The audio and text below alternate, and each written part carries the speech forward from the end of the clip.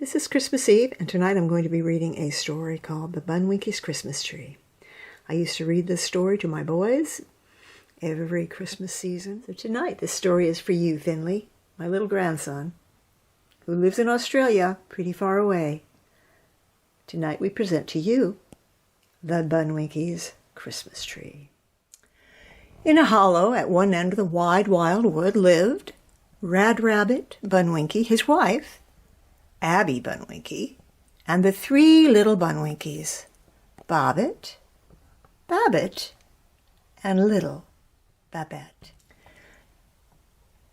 In the gray farmhouse at the other end of the wide, wild wood lived Father and Mother Goodlove and the three little Goodloves, Chippy Chappy and little Cuddlekin. Now the young Bunwinkies liked to watch the Goodlove children and listen to their chatter, and then try to carry out in their own lives some of the things that they had learned.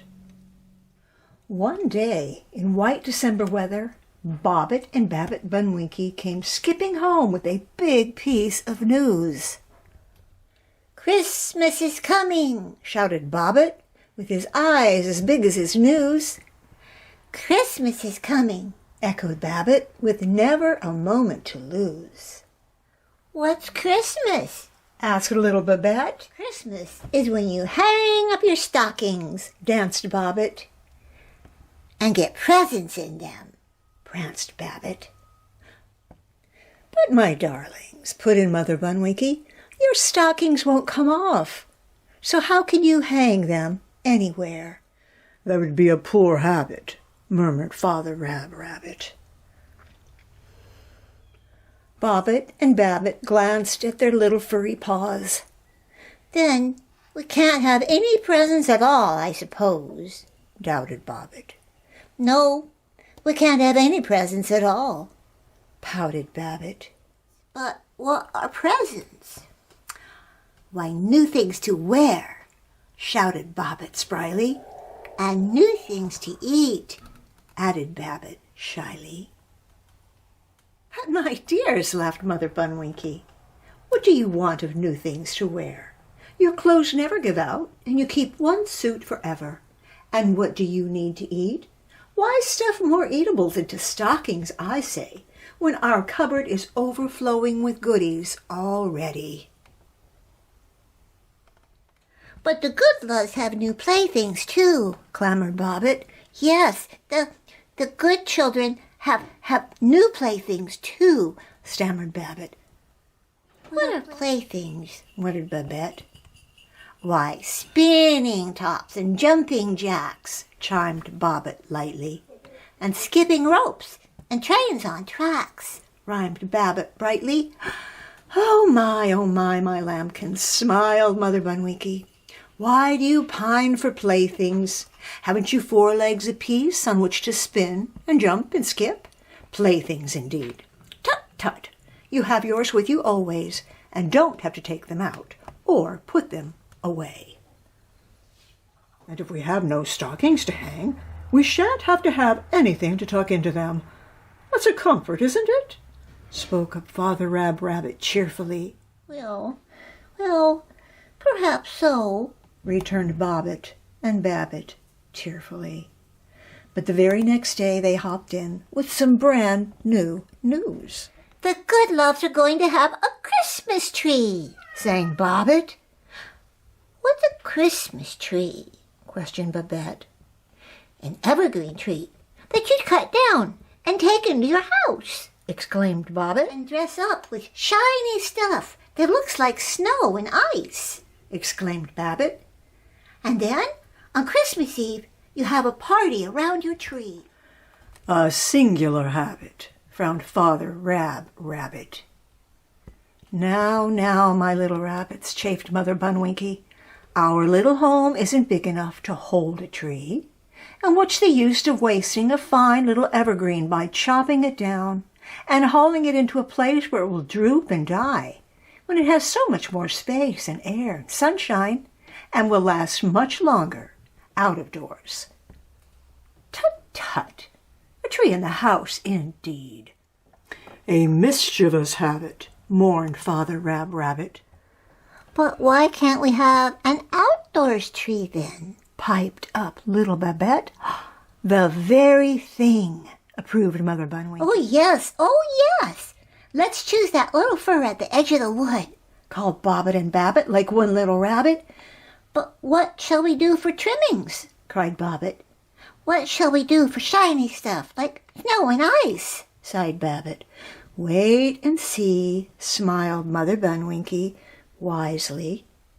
And that very night came a snowstorm and a blowstorm.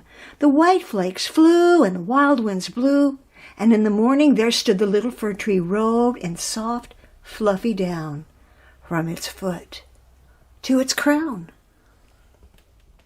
Besides, that afternoon the clouds scattered a host of sleety raindrops over the earth, and before long the tips of the branches of the little fir tree were hung with tiny, tinkling icicles. So when the sun shone over the next day, it set the snow and ice all a-glitter and a-dazzle with diamonds. Oh, good enough, beamed Bobbit. Here's our shiny stuff, gleamed Babbit. Who'd long for shams when we have the real thing, gloated Mother Bunwinky. Not we, declared Bunwinkies three. But where are the candles? Queried little Babette. Wait and see, quoth Mother Bunwinky again. And that very night into the clear sky came the moon and the stars, and they shed their radiance over the fir tree until it glimmered, shimmered, and glistened almost as gorgeously as it had in the sunshine.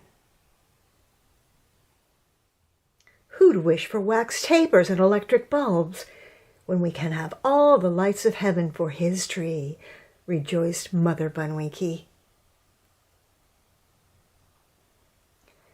Not we, crowed Bunwinkies three.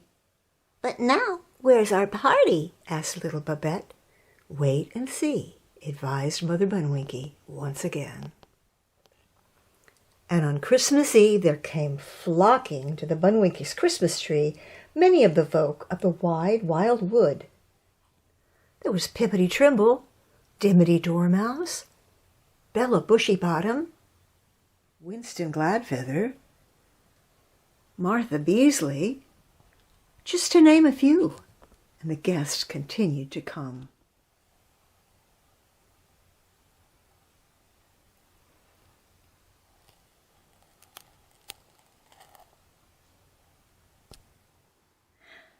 And there was the party. The merry company danced round the tree and played blind bunny buff, hare in the hollow, chase the squirrel, and other jolly games. For refreshments there were rose hips, wintergreen leaves, dried apples, dried cherries, and other dainties from Mother Bunwinky's well-stocked cupboard.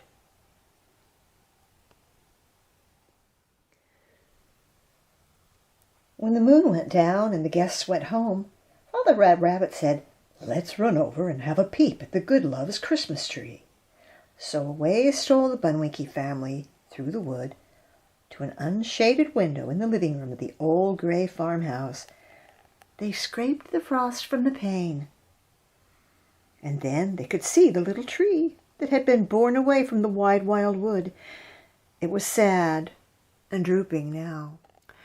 Its lights were burned out, and it was stripped of its treasures.